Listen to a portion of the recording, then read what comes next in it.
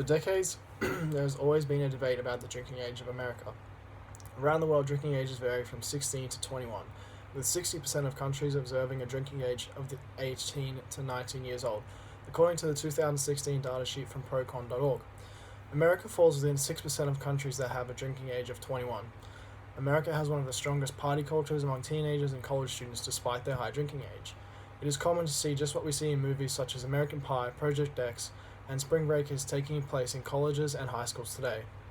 In 2017, there were 473 reported minors in possessions tickets handed out by Colorado law enforcement alone, stated by the 2017 fact sheet from the Colorado Department of Revenue Enforcement. With this culture of drinking, the drinking age should be lowered to 18 to teach our young adults and future leaders how to drink responsibly.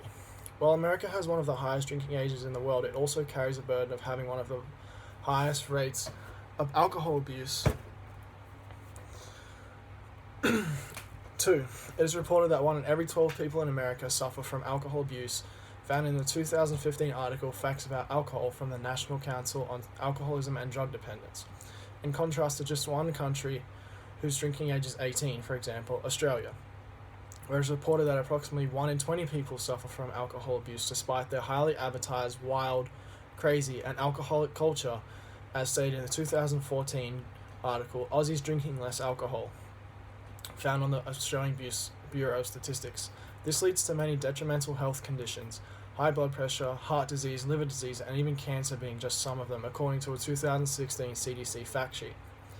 Furthermore, approximately 40% of hospital beds are being used for people whose conditions are related to excessive alcohol consumption, as per the 2015 fact sheet from Facts About Alcohol posted by the National Council on Alcoholism and Drug Dependence. This culture starts at a young age with the influence of movies and television. There are many movies available to all ages that represent how college or high school should be. These movies depict parties where copious amounts of alcohol and drugs are consumed, all expressed in a way that makes this behavior essential to have a good time or be popular. In addition to glorifying the use of alcohol and drugs, these movies often scrutinize characters who do not partake in this reckless behavior, further affecting the image that may be reflected upon someone who doesn't partake in underage drinking. Many people attend college having the expectation of wild parties and lack of studying due to these glorified movies. However, there is one problem. They aren't old enough to drink.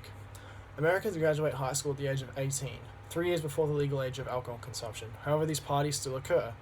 In addition to these movies, the Huffington Post and other reputable publications often annually release articles about America's best party schools, further glorifying this subculture of college, as stated by Tyler Kincaid in his 2016 article, University of Wisconsin-Madison rated best party school for 2017. The point of lowering the drinking age isn't to make these parties a legal event or to encourage students to partake in excessive alcohol consumption, but to prepare them for what they're going to be going into. Through education and early exposure to alcohol, we will be able to make more responsible decisions when drinking. The large amount of alcohol abuse places greater strains on the health system across America. Approximately 40% of all hospital beds are taken up to treat alcohol-related health incidents, as stated earlier. This leads to people who have serious problems missing out on treatment that they require because of someone else's reckless drinking. In addition, alcohol-impaired drivers account for 28 deaths daily, causing $44 million worth of damage annually, as found on the Centers for Disease Control and Prevention's 2016 fact sheet. It has been proven that people who are introduced to alcohol earlier are involved in less alcohol-impaired accidents. For example, in Australia, only 19% of drivers in 2016 involved in accidents exceeded the legal blood alcohol limit, found on the Transport Accident Commission's 2018 article labeled Drink Driving Statistics. Compared to America's estimated 1.1 million drivers that were arrested for driving under the influence of alcohol, as stated by Centers for Disease Control and Prevention in 2016. To add greater value to this statistic, the legal blood alcohol limit in Australia is lower than America, with a legal blood alcohol limit of 0.05% found on the DrinkWise website as of 2017 in Australia, in contrast to America's 0.08% found on the Drinking and You website from 2018. Furthermore, with the lower drinking age, many bars, clubs, pubs, and restaurants would see an exponential increase in revenue from a larger population being able to purchase and consume alcohol. This in turn will create new jobs with places now being busier. They will need extra staff to cater for the crowds. More revenue can be made from the cover charges too, not just the sale of alcohol. And one of the most important things is that there will be an increased demand for the grains that make some alcohols, for example beer, which keeps small farming communities alive, stated by Alec Brezzi in his 2015 article, Economical Benefits of Lowering the Drinking Age. In addition to creating an economical boost to America, it takes liquor shops, bars, and clubs out of an awkward situation. Jeffrey A. Tucker of the Foundation for Economic Education in 2015 states, convenience and liquor stores have been enlisted to become the enforcement army of an unenforceable policy. The owners of these businesses have been forced to become the front line of enforcement for the drinking age just to keep their businesses out of legal trouble, forced to invest in new technology and systems to weed out fake IDs and people who try and sneak in, costing thousands of dollars. While lowering the drinking age will not put complete end to this, there will always be people seeking the thrill of breaking the law. It will be beneficial to those small businesses that take the brunt of the hit in enforcing these laws.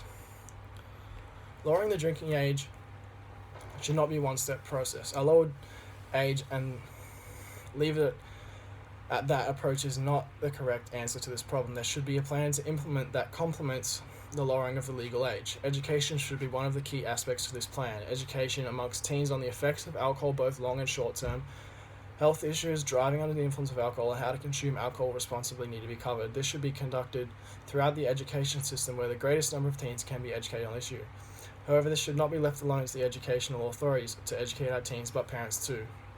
If parents make an effort to sit down with their children or even allow them to share a drink with them in a controlled environment so they can be monitored, teens would benefit greatly.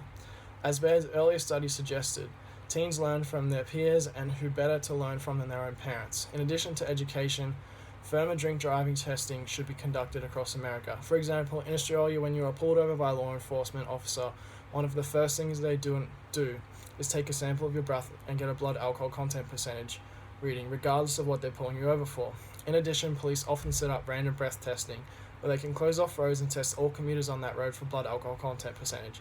This forces drinkers to consider their drinking habits before they drive and influences people to use ride-sharing services such as Uber. Now that we've considered the effects of lowering the drinking age, what's next? With the effects of underage drinking at an all-time high and our healthcare system suffering, action should be taken now. Do you think the drinking age should be lowered? Discuss with your family the views that you place on alcohol.